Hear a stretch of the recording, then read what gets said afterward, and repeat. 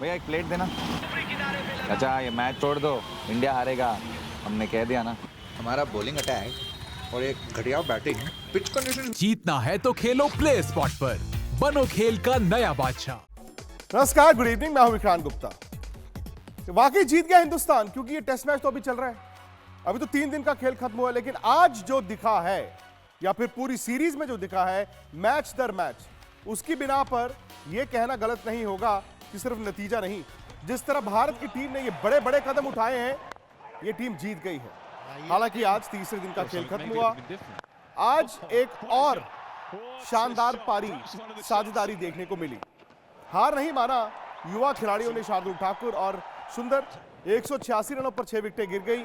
उसके बाद इन दोनों ने लंबी साझेदारी की, क्योंकि अगर बढ़त भारत के खिलाफ चली जाती तो फिर इस मैच को बचाना मुश्किल हो जाता। लेकिन इन दोनों ने हाफ सेंचुरीज लगाई और उसके साथ साथ भारत 336 तक पहुंच गया। यानी कि कुल जो बढ़त है ऑस्ट्रेलिया के पास इतनी कम रह गई थी कि यहां से वक्त और ऑस्ट्रेलिया दोनों भारत के साथ लड़ेंगे। मेरे साथ सनी भाई रहेंगे आज। और सनी भाई, दिन का खेल तो चलिए जो हुआ, इस सीरीज का खेल जो हुआ वो ये दिखाता है कि भारत की टीम में विश्वास है। ये हमने पीछे लिखा है, जीत गया हिंदुस्तान। मैच का नतीजा नहीं आया, सीरीज का नतीजा नहीं आया। क्या वाकई में जीत गया हिंदुस्तान? बिल्कुल गलत नहीं, क्योंकि जिस तरह से हिंदुस्तान ने फाइट बैक दिखाई है, जिस तरह से हिंदुस्तान ने एक जिद दिखाई है, जिस तरह से हिंदुस्तान ने एक डिटर्मिनेशन दिखाई है, और उससे आप ये कह सकते हैं कि बिल्कुल ये सीरीज तो जीत गया है हिंदुस्तान। हालांकि कल बरसात होने के इम्कानात हैं, परसों भी बरसात के इम्कानात हैं, लेकिन टेस्ट मैच कहां खड़ा है? टेस्ट मैच के 3 दिन हो चुके हैं। आमतौर पर कहते हैं कि 3 दिन में अगर दोनों टीमें आमने सामने हो तो वो अच्छा टेस्ट मैच होता है। लेकिन यहां टीमें आमने सामने हैं, लेकिन सामने बरसात भी दिख रही है। कभी कभी ऐसे दिन आते हैं ना कि जहां पर आप एक कदम आगे लेते हैं और पता चलता है कि आप 100 कदम चल गए। शायद ये सीरीज, शायद आज का दिन, क्योंकि 186 पर यह लग रहा था कि आप आधे रास्ते पहुंचे हैं। ऑस्ट्रेलिया ने बड़ी लीड ले ली होती तो हो सकता है कि आज आपको लेने के देने पड़ जाते। लेकिन सनी भाई, बड़ी बात यह है कि अब इस ड्रेसिंग रूम में हर कोई कह रहा है हार नहीं मानेंगे। कभी हनुमा विहारी, कभी अश्विन, कभी कोई। शार्दुल ठाकुर, वॉशिंगटन सुंदर कैसे ये टेस्ट मैच खेल गए पता नहीं, लेकिन जिस तरह से वो खेले हैं, उन्होंने ये बताया कि हम किसी से कम नहीं है। ये ड्रेसिंग रूम में विश्वास कहां से आया? वो तो उनको बिल्कुल आश्चर्य हुआ है कि इस तरह से फाइट बैक कैसी हो रही। और सिर्फ मैं ये कहता हूं कि हर टीम में ऐसे कुछ खिलाड़ी होते हैं जो गैप है उसको बड़ा मानते हैं। वो कहते हैं कि जैसे कि मतलब आर्मी में होते हैं, हमारे जवान होते हैं, वो कुछ भी करे अब जान लड़ाते हैं, बिल्कुल वैसे ऐसे खिलाड़ी भारतीय टीम में होते हैं। वो अपनी जान लगाकर क्रिकेट भी खेलते हैं, और वैसा हमने देखा है सिडनी में। जैसे कि हनुमा विहारी इंजर्ड थे, तो जान लगाकर उन्होंने बल्लेबाजी की। रविचंद्रन अश्विन को पीठ की तकलीफ हो रही थी, फिर भी उन्होंने क्रीज को नहीं छोड़ा। और आज नया खिलाड़ी वॉशिंगटन सुंदर और शार्दुल ठाकुर ने बिल्कुल वैसा ही दिखाया है कि जो उनको मौका मिला है वो उसका पूरा फायदा उठाएंगे और भारतीय टीम के लिए जान भी देंगे। सही बात है। हालांकि मदन जी, यहां से अगर टेस्ट मैच को देखा जाए तो टेस्ट मैच में भारत सामने बराबर ही खड़ा है, जैसे सीरीज में बराबर खड़ा है। ऑस्ट्रेलिया की मैं गेंदबाजी की आपसे बात करना चाहूंगा। ऑस्ट्रेलिया ने जो ये उनकी गेंदबाजी है शायद भारत से बेहतर थी, लेकिन हर इनिंग में तकरीबन भारत ने 100 से ज्यादा ओवर खेले हैं। Mitchell Starc, Hazlewood, PAT Cummins, Nathan Lyon इतने साधारण हो जाते हैं जिस दिन भारत लड़ता है।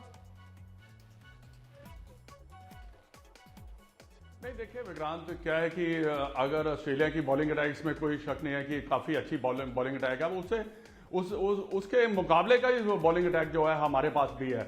और भारतीय टीम ने बहुत ही अच्छी एक कहते हैं ना डिटर्मिनेशन दिखाया है इस पूरी सीरीज में, सारी सीरीज में अगर देखें। और ये सीरीज हमें याद भी रहेगी, क्योंकि ऐसे भारतीय टीम ने कमबैक किया है और जैसे प्लेयर्स खेले हैं, ये बड़े सालों के बाद देखने को मिला है कि इतना जबरदस्त फाइट इन्होंने की है। और अब जो प्रेशर है, मैं समझता हूं कि जो है ऑस्ट्रेलिया के ऊपर है। अगर आप शुरू में 2 घंटे सुबह अगर आप 2-3 विकेट निकाल लेते हैं तो फिर ये ऑस्ट्रेलिया के ऊपर बहुत ज्यादा प्रेशर रहेगा। बाकी देखिए, हाँ, आप जब ऑस्ट्रेलियन विकेट के ऊपर सेटल हो जाते हैं तो वो वहां पे बैटिंग करने का मजा भी आता है। जैसे शार्दुल ठाकुर और वाशिंगटन सुंदर ने बैटिंग की है।